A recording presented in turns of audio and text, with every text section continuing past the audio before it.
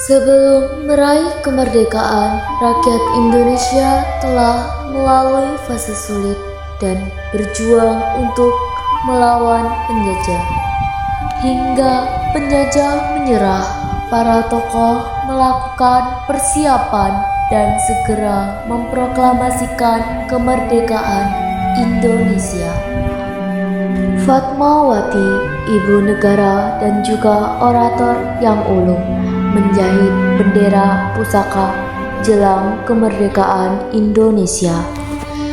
Tetesan air mata Fatmawati kini menjadi bendera pusaka sekaligus simbol perjuangan meraih kemerdekaan hingga akhir.